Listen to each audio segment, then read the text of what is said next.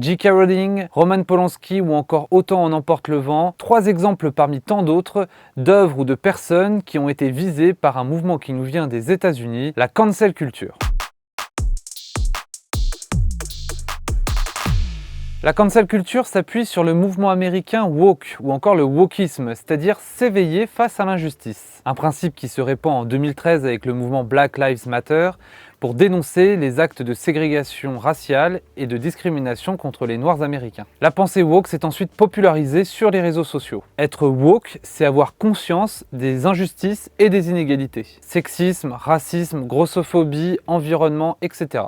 On peut retrouver derrière ce mouvement des militants antiracistes, féministes, anticolonialistes ou encore LGBT. De la woke culture naît la cancel culture, la culture de l'annulation, autrement appelée la call-out culture, la culture de la dénonciation, pour pointer du doigt les injustices subies par certaines personnes. Un principe qui prend lui aussi de l'ampleur sur les réseaux sociaux. La cancel culture, c'est la volonté d'effacer une œuvre ou une parole qu'on va juger non conforme à la défense d'une cause. L'un des premiers cas de cancel culture vient de Twitter. C'était le 20 décembre 2013 et ça ne concernait pas une célébrité mais une internaute qui ne comptait que 170 abonnés. Ce jour-là, Justine Sacco lance un tweet juste avant de prendre l'avion.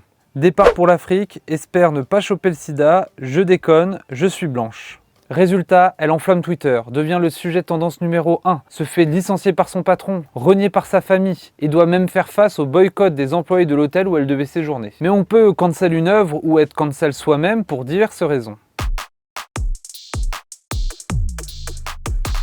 Ça peut par exemple faire suite à une condamnation et à plusieurs accusations d'agression sexuelle, comme pour Roman Polanski, qui est régulièrement la cible d'appels au boycott au moment de la sortie d'un de ses films. Mais le plus souvent, la volonté de cancel quelqu'un vient après un tweet ou une déclaration jugée sexiste, grossophobe ou encore raciste. J.K. Rowling, en juin 2020, sous-entend dans un tweet que les femmes transgenres ne sont pas des femmes. Un tweet jugé transophobe et les réseaux sociaux s'enflamment, appelant à boycotter ses livres. Même ses propres fans lui tournent le dos, allant jusqu'à brûler leur livre Harry Potter.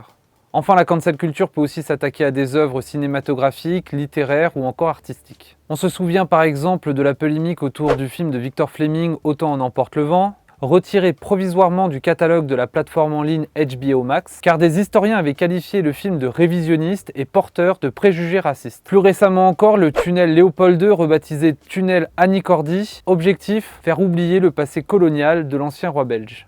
Et à la suite de cela, plusieurs militants ont considéré que l'œuvre de la chanteuse véhiculait des clichés racistes à travers son tube Chaud Cacao. La cancel culture est aussi associée à la vague MeToo à l'automne 2017. Le mouvement invitait les victimes d'agressions sexuelles, de viols ou de pédophilie à s'exprimer publiquement et à dénoncer leurs agresseurs.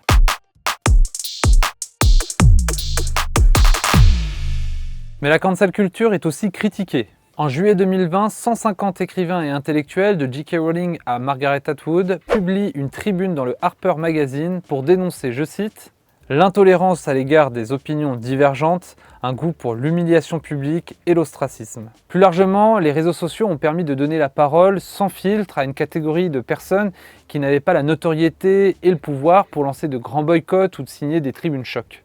Avec les réseaux sociaux, tout est plus rapide, accessible et surtout massif. L'inconvénient, c'est que ça peut vite déraper et amener au harcèlement moral des personnes visées. En effet, comme l'explique l'universitaire et militante américaine Loretta Ross, la cancel culture peut malheureusement aussi être un moyen de faire honte et d'humilier des gens publiquement. Elle dénonce aussi le manque de nuances du mouvement.